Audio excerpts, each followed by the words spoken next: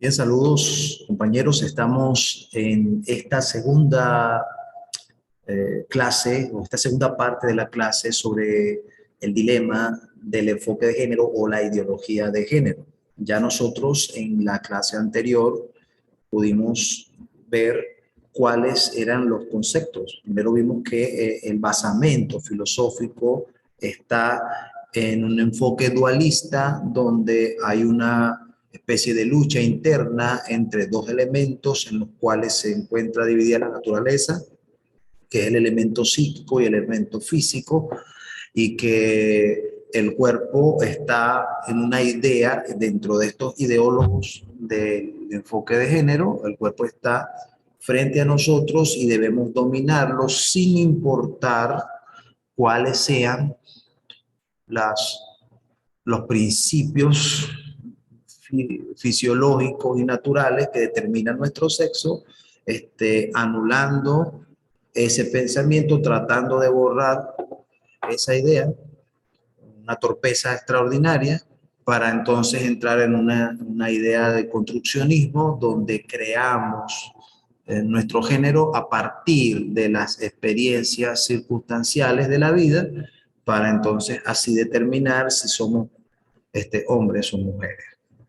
Y comenzamos a ver cuáles eran los exponentes que ayudaron a desarrollar este pensamiento. Y vimos tres de ellos que son muy importantes. El primero que vemos allí, Alfred Friedrich Nietzsche, con su pensamiento nihilista, que atacaba directamente a la moral y al cristianismo y declaró la muerte de Dios. Le sigue Simone de Beauvoir, esta filósofa eh, que se casó o que tuvo una relación perversa con eh, Sartre, también Jean-Paul Sartre, este filósofo, y que ambos en su historia más íntima se constituyeron en abusadores, en personas que utilizaron su autoridad en una relación explícitamente de estupro para eh, utilizar sexualmente a estudiantes, y que es la creadora de este libro, que el feminismo lo tiene como bandera, que es el segundo sexo.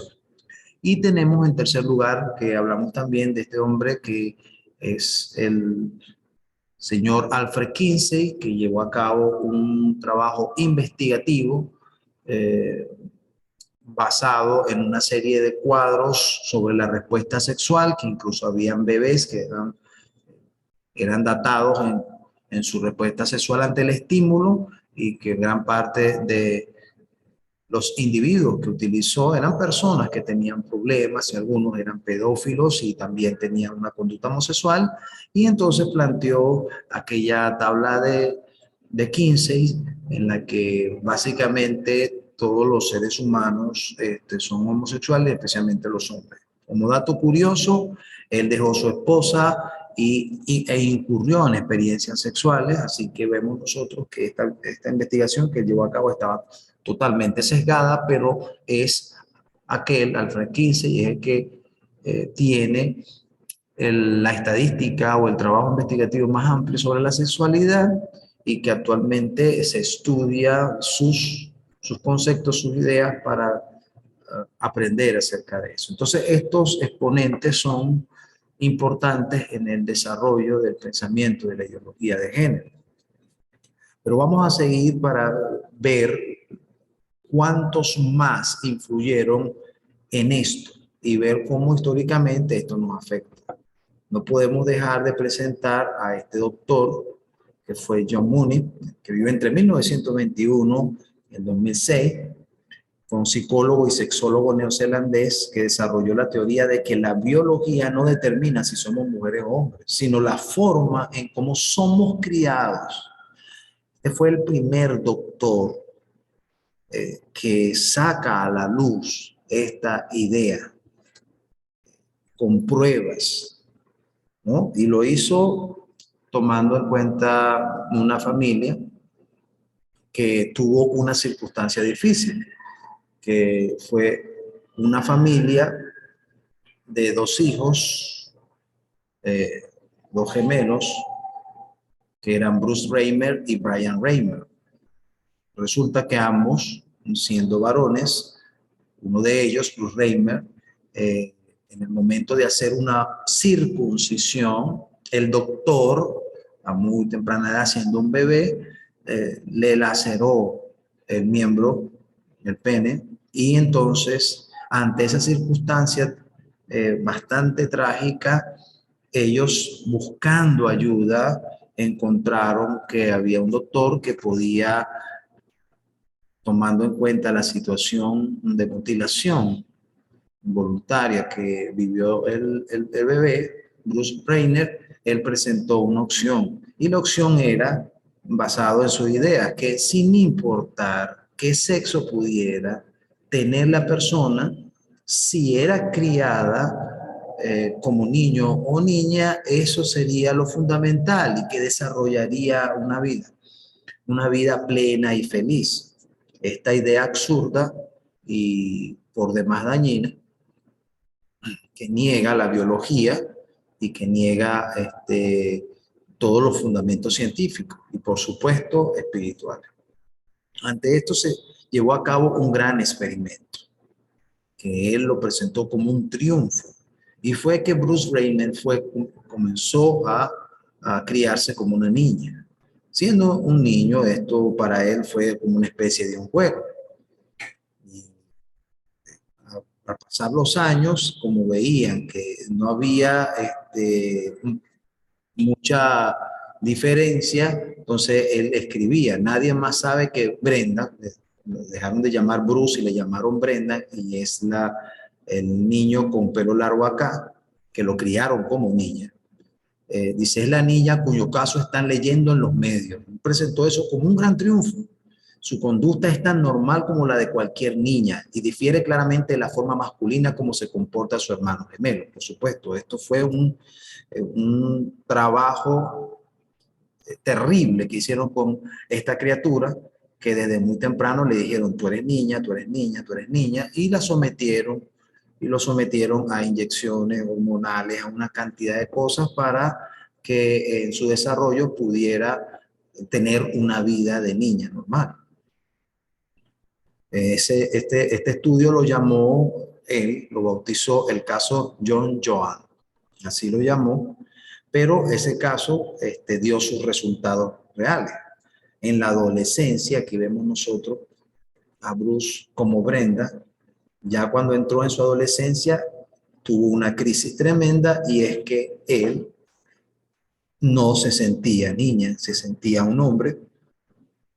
Comenzó a tener enormes frustraciones, esto causó un dilema extraordinario a la familia, y finalmente él exigió que se le tratara como un hombre y que se le operara y que se hiciera todo lo posible. Aquí lo vemos en el centro. Entonces después pasó de ser una niña, pasó a ser nuevamente un varón, y en medio de esa enorme frustración, ese enorme sufrimiento psicológico, depresiones, cayó en muchos problemas, y finalmente, buscando su rumbo, decidió casarse. Pero al casarse, su matrimonio no pudo prosperar, y Bruce, en medio del fracaso de una vida en la cual sus padres participaron de un experimento catastrófico, este joven Bruce Reiner se suicidó.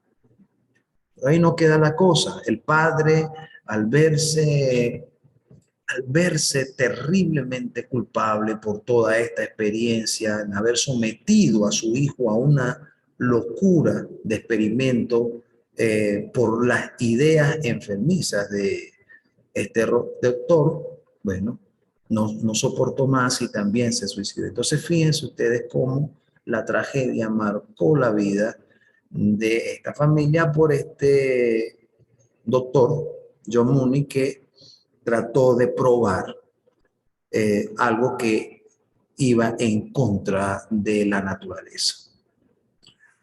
Por supuesto, él más nunca habló de ese caso. Él miró hacia otro lado, pero las consecuencias fatales las vivieron estas familias. Otro exponente importante que usted debe saber es que entre 1945 y 2012, bueno, vivió la escritora y filósofa Shulamit Firestone, que en su juventud también eh, promovió lo que era este enfoque de género sin restricciones, y ella en un tiempo donde estaba este movimiento liberal, me dijo lo siguiente: hay que liberarse de todos los patrones antiguos que nos impone la naturaleza. Entonces ya incluso la misma naturaleza se convertía en un problema. Ya no era ni siquiera la sociedad, sino es mi naturaleza. Debo emanciparme de mí mismo. Y esa emancipación, esa libertad que va en contra directamente de ti mismo, de tu conciencia, bueno, es lo que planteaba estas personas brillantes como Shulamit Firestone. Dentro de sus escritos sobre la dialéctica del sexo y en defensa de la revolución feminista, en esta tercera ola que ya se había distorsionado y que había convertido a la mujer en una víctima que debía lograr la libertad de todo lo que supuestamente la esclavizaba. Para Firestone, la familia es la causa de la existencia del tabú del incesto. O sea, el incesto, que es la relación entre familiares, padres, hijos, hermanos, hermanas, esto era un tabú que había creado un patrón, y que ese patrón era la familia. Y que en esa libertad, en esa lucha por la libertad, había entonces que entender de que eso era una traba. Dice: el auténtico origen de la represión sexual percibida por el niño desde la infancia era la familia. Entonces, bastará, por tanto, con eliminar la familia biológica para eliminar el tabú del incesto. Entonces, las ideas a las cuales llegaban estos pensadores representan un descenso moral y ético extraordinario. Dice: en consecuencia, desinhibir los instintos reprimidos o las pulsiones básicas, lo que llaman las pulsiones básicas del placer, que oprimen a los individuos de la sociedad, permitían entonces que pudieran realizarse estas relaciones entre los familiares incluso. A tal punto llegó en la página 299 y 301 esta exponente, que también fue de mucha influencia dentro del pensamiento feminista actual. Dice: si el niño escogiera la relación sexual con los adultos, aún en el caso de que escogiera su propia madre genética, no existirían razones a priori para que ésta rechazara sus insinuaciones sexuales. Las relaciones con los niños incluirían la cantidad de sexualidad genital que el niño fuera capaz. Los tabús sexuales, adulto, niño y homosexualidad desaparecerían, así como la amistad no sexual. Toda relación estrecha incluiría la relación física. Entonces, ¿hasta dónde llega el pensamiento de esta gente que hoy está legislando en los países de Latinoamérica para que en nuestras escuelas los niños reciban este tipo de información? Entonces, esta emancipación de la mujer, hablando sobre el feminismo, la lleva entonces a lo siguiente: yo debo ser libre de la opresión que me tiene el sistema.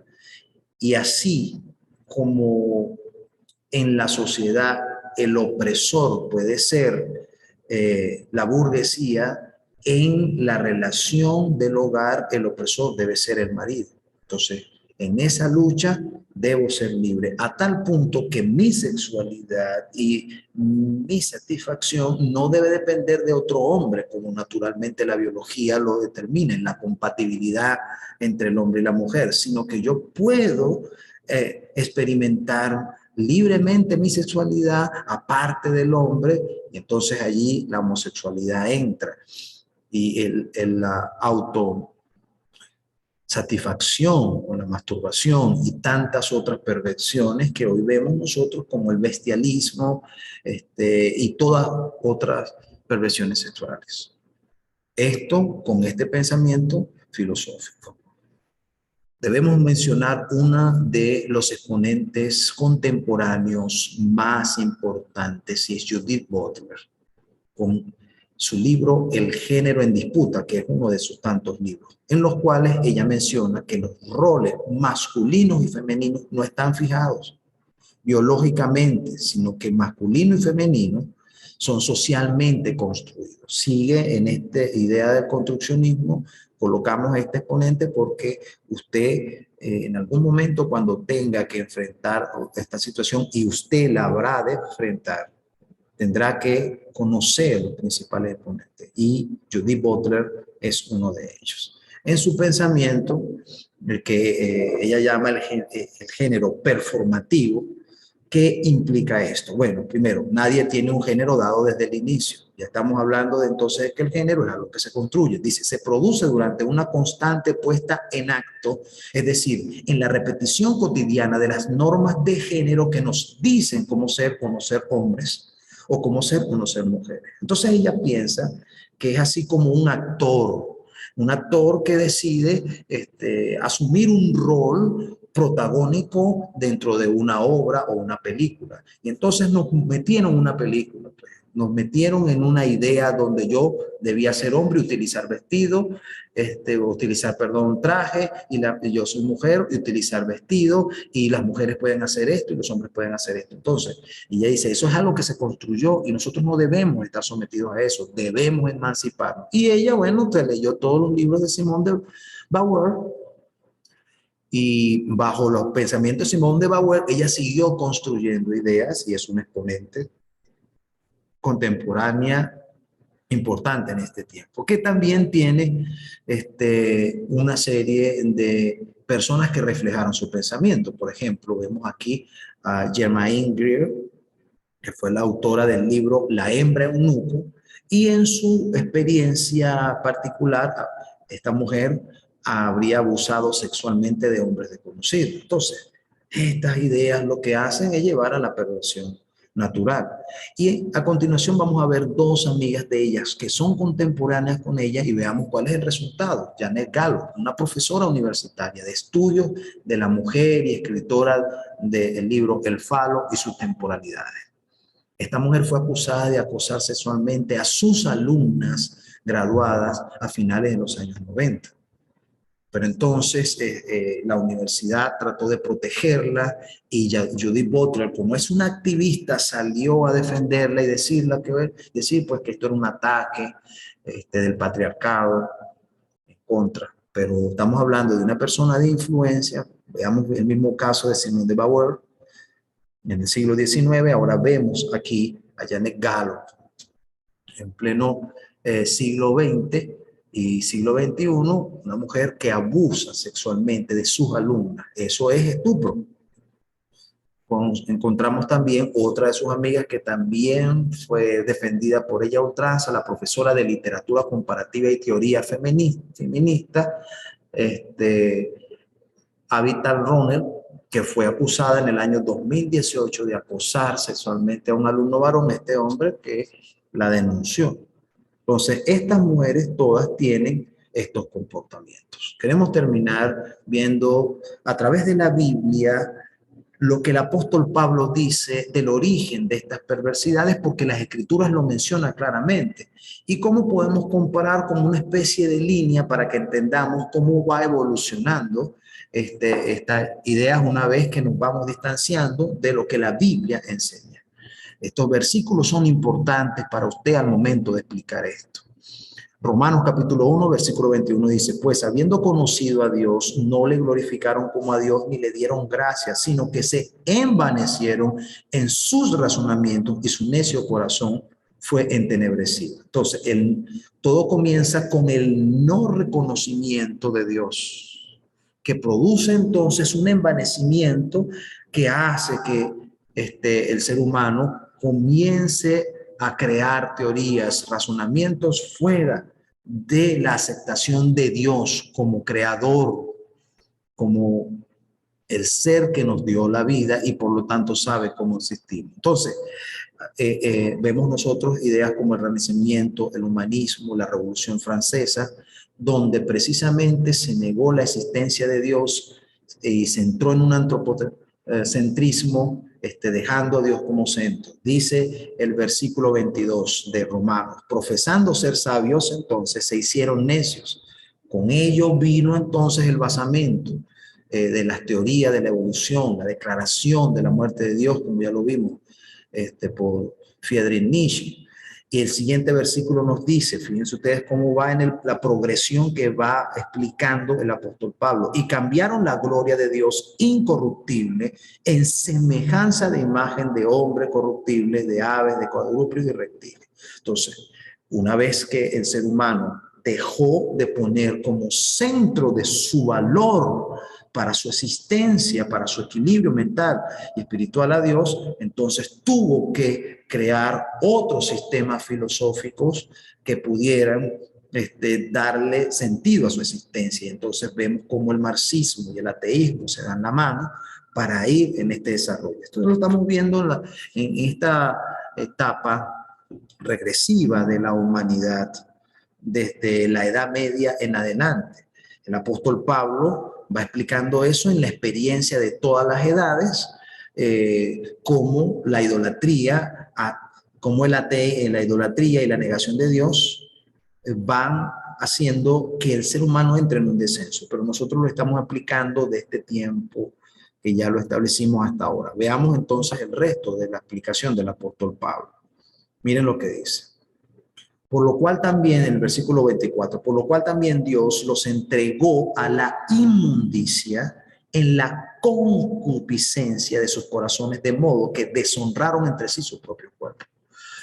Entonces, una vez que vemos todas estas teorías, donde ya Dios, como Padre Celestial, como nuestro legislador, como nuestro creador, no existe porque lo negamos, no existe, entonces no debemos tener ningún control que puede evitar que yo pueda hacer con mi cuerpo lo que quiera. Entonces, en esta línea de tiempo, con estas filosofías que van en aumento y se han convertido en el conocimiento que nutre la academia, la ciencia, en este tiempo, la sexodiversidad, en esa revolución del sexo, fue el resultado de eso. En el versículo 25 dice el apóstol Pablo: ya que cambiaron la verdad de Dios por la mentira, honrando y dando culto a las criaturas antes que el creador, el hombre como el centro, dice, el cual es bendito por los siglos. Vemos nosotros como el posmodernismo, que aún después de haber visto el resultado con la Primera y la Segunda Guerra Mundial, producto de haber dejado a Dios, no sigue al Señor, sigue en su incredulidad, colocando al hombre todavía como el centro. Finalmente, en el versículo 26 nos dice: por esto Dios los entregó a pasiones vergonzosas, pues aún en sus mujeres cambiaron el uso natural porque el que es contra la naturaleza. Entonces, en esta progresión, el feminismo, que da su base, como ya lo vimos, a un homosexualismo que lo vino presentando desde su inicio con Simone de Beauvoir y sus experiencias oscuras y todo su estupro, todo lo que vimos, entonces lo convirtió en teoría, una teoría de libertad y emancipación. Dice el versículo 27, y de igual modo también los hombres, dejando el uso natural de la mujer, se encendieron en su lascivia unos con otros, cometiendo hechos vergonzosos, hombres con hombres, y recibiendo en sí mismo la retribución debida a su extravío. Entonces, sigue en este proceso de la historia, esta revolución sexual en medio del apogeo de la revolución sexual de a mediados del siglo XX en los Estados Unidos. Entonces la homosexualidad que formaba parte de uno de los desórdenes mentales que existía y que estaba en el DSM-A, que es el manual de psicología y de patologías del comportamiento de la Asociación Psiquiátrica Americana, la APA. Entonces, por medio de las presiones que se estaban haciendo en ese tiempo, sacan de la lista de desórdenes al homosexualismo. Y es un gran triunfo para estos movimientos que hasta el sol de hoy, bueno, están cada vez más descendiendo en su idea. Finalmente, el versículo 28 dice, y con ellos no aprobaron tener en cuenta a Dios. Dios los entregó a una mente reprobada para hacer cosas que no convienen. Y es entonces cuando vemos nosotros la ideología de género y en su ataque más feroz en las legislaciones educativas que se están realizando en todos los países de Latinoamérica para poder establecer el enfoque de género. Aquí entonces tenemos nosotros esta progresión histórica que debe servirle para que usted sepa cómo es que ha ido creciendo este movimiento, que es una señal distintiva del tiempo del fin y que nos dice que pronto vendrá nuestro Señor y que debemos enfrentar.